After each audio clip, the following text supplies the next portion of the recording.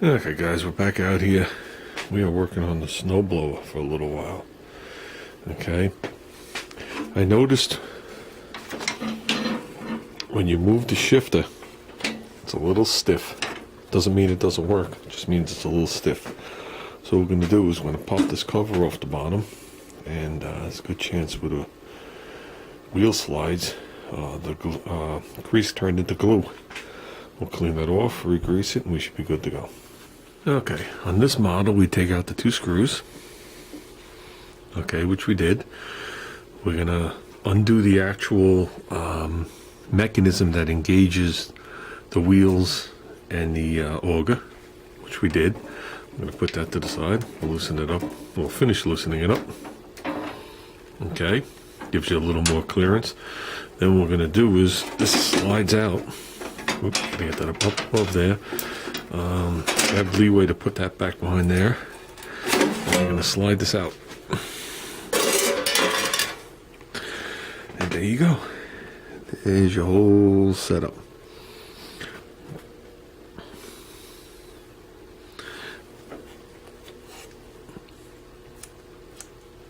Hear the grease? It's like glue. Now when we move this shifter here, okay, it's going to move this rod. Okay, I'm not going to be able to show it to you all at the same time. It slides the wheel over. And as it slides the wheel over, here's the wheel right here. As it slides the wheel over, you can feel it bite into the grease. Okay, so basically what we're going to do at this point is, we're going to clean this off. We're going to re-grease it. Okay, and try not to get any grease on this wheel here, which is clean at this point. And at that point, hopefully everything's good and that wheel's good, and we'll move on. We have a little cleaner on here. There's different types of cleaner you could use. You could use some carburetor cleaner, well, nowadays they call it throttle plate cleaner.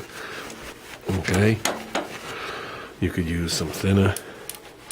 I'm sure you could even use reducer, mineral spirits.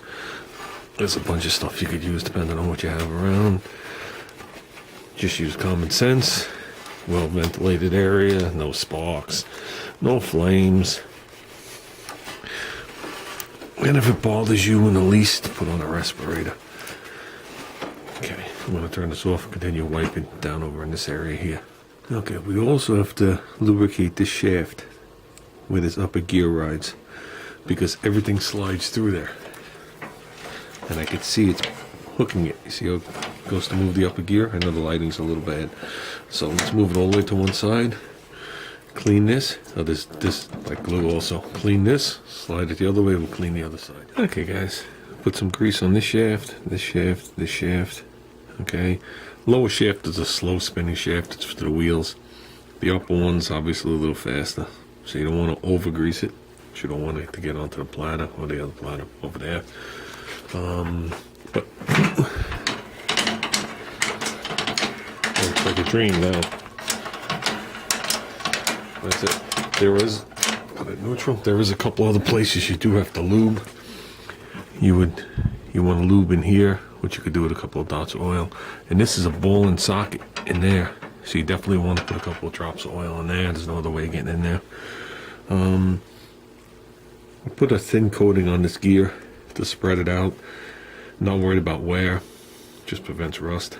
It is a pretty clean unit for how old it is. Rust wise, there is no rust on it. I do see some repairs on it. I see a weld here, short weld, so this must have cracked, but I don't see any line across here like it was bent over. And I do see a little weld there, which is on the outside there.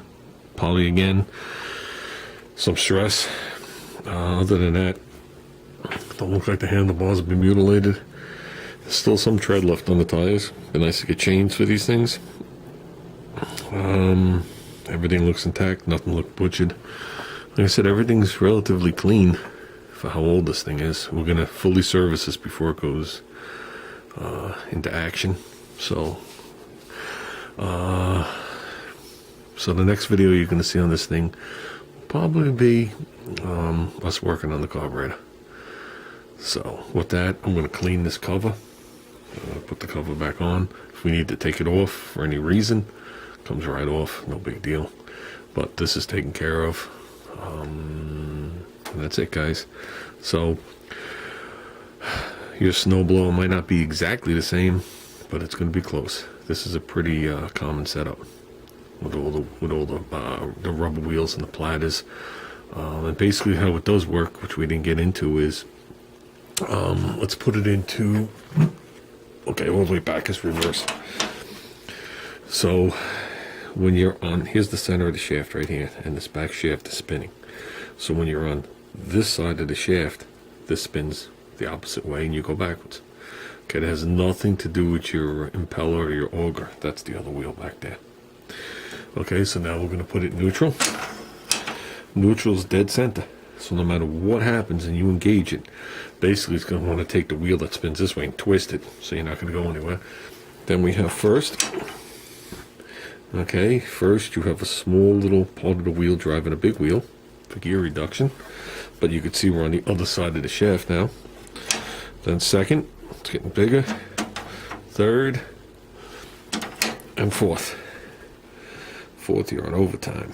So fourth, I would have to measure it. It's starting to look like 1-to-1, so you can see the gear reduction difference. Like I said, works good. I can operate it from down here.